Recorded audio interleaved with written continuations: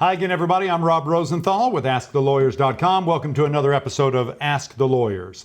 Let's talk about life insurance. Once you have it, you probably don't even give it a second thought. You figure, well, it's going to be there for my beneficiaries if you pass. But apparently that's not always the case. So that's what we're going to ask the lawyer today. My guest is attorney Marc Whitehead of Marc Whitehead and Associates in Houston, and he's going to answer our questions. And lucky for us, he literally wrote the book about this topic. So Marc, thank you for being here. It's good to see you again. Good to see you. Now, tell us about the book. It's the Life Insurance Claims Kit. Tell us about that. Well, it is a book that we wrote basically for the benefit of the public out there to understand their life insurance, to understand if they have an issue or dispute with their life insurance, what they can do, and basically, hopefully, to give people a little bit of hope, because a lot of times people think once an insurance company has decided something, that's the end of it. And the reality is that is not the end of it. Claimants have many remedies under the law and many rights under both policy and both under state and federal insurance regulations. And we'll mention at the end of the interview again how to get it, but it's a free book and you can get it downloaded, correct? Well, currently it is out of print, and the website that it was on is not functioning at the moment. It should be up shortly. The best way to get the book is simply to email us, and we will be happy to send you an electronic version of it for free. Okay. So it didn't even occur to me, I guess it should have, that life insurance claims can be denied. Well, give me some examples of why they might be denied. How is this a common thing? How often does this happen? Well, it's probably more common than you would think. You would think that the claim would be pretty definitive, but there are a lot of reasons why claims can either be denied, delayed, or otherwise just sort of seamlessly hung up in the system. Examples, the most common examples we see would be an allegation by the insurance company of misrepresentation by the claimant or by the decedent, rather, when they initially applied for the life insurance. In other words, they misrepresented whether or not they were a smoker or not, or something along those lines. There could be exclusions in the policy that the insurance company may assert that alleviate them from being required to pay. There could be contestability periods. There could be a dispute over the cause of death. That could lead to a denial of the claim. There could be periods where the policy said the claim had to be filed within a certain number of days after the death of the decedent, and maybe the family didn't know the policy even existed until much later in time when they happened to find it. So these are a lot of the reasons that we see why payment on these life insurance policies are denied or delayed. So you mentioned misrepresentation. I think they call it material misrepresentation. Is that something that the insurance companies automatically investigate upon death? Do they go, well, let's see if he ever really was a smoker or had a pre-existing condition, didn't tell us about? Is that a common thing? So there is a contestability period. Usually in most policies, it's 2 years from the date that the policy went into effect. So that these issues can be looked into. So for example, if somebody put on their life insurance policy application that they were a non-smoker when in fact they were a smoker, that could be looked into with it if the decedent dies within 2 years of when the policy went into effect. Obviously, there are many things. If somebody had a serious medical condition that they failed to disclose, maybe they were diabetic and failed to disclose it, or maybe they'd had a previous heart attack or something like that and they failed to disclose it. All of those things could be construed as a material misrepresentation. In other words, the insurance company would not have sold that policy, or they might have priced the policy different. All of these things can be looked at during the contestability period, which, like I said, generally is about 2 years from the date the policy went into effect. Now, there is a situation that's probably more complicated than we can get into here, but that could extend that time period out if there was out and out fraud, as opposed to simply misrepresentation. And that's a legal standard that probably would take several days to explain. But But generally 2 years is the time period, what we call a look back period, where an insurance company could raise these issues. What if a premium is missed, the lapse, and maybe family members don't realize it? Is there a grace period, or is that an automatic denial? How does that work? Well, so it's a bit of a complicated question, but generally speaking, most policies have a 30-day grace period if a premium was missed. Now, we're talking about a basic term life policy where there's no cash value or anything like that that could maybe come in and save the claimant. But generally, it's 30 days on a term policy. And it can be extended for numerous reasons.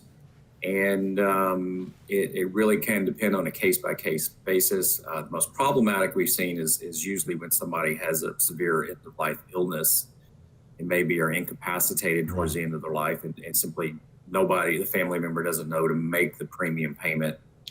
And under those extenuating circumstances, there is a substantial amount of wiggle room for the claimant if that can be proven as the case, what we'd call basically mental or physical incapacity.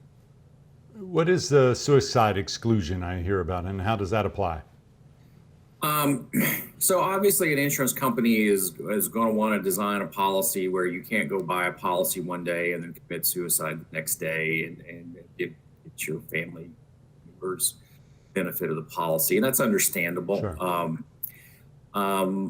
So the way most policies are written these days is that there is a suicide exclusion. In other words, if somebody commits suicide, that the policy will not cover. However, usually most policies these days have a 2-year exclusionary period. So in other words, there's a 2-year waiting period. So for example, if somebody committed suicide later on, after that 2-year period, the policy would cover.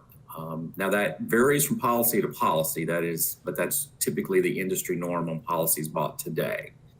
Policies that may have been purchased 10, 15, 20 years ago may have an absolute exclusionary policy for suicide that is still written in the policy. So again, it is a case-by-case basis, but it is a common defense that we see.